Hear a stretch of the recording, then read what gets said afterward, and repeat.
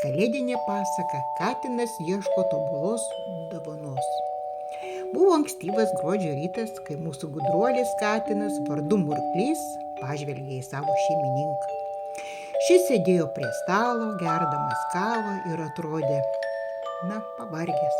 Tamsus ratilai po akimis, rūpesčių pilnas žvilgsnis, o dar ta nuolatinė frazė.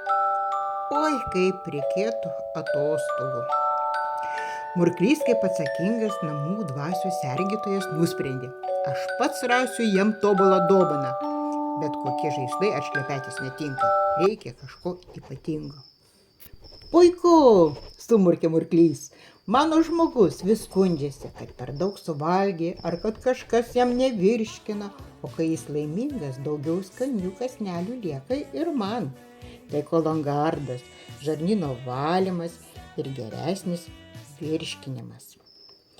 Antras atradimas – Sunrise. Murklys tęsė savo misiją ir rado kitą stebuklą – Sunrise.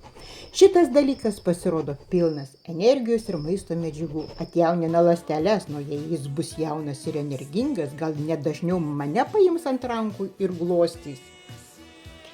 Ir kai nebesakys, kad aš per sunkus. Trečias atradimas Sunset, o čia tai magija, sušnibždė Katinas.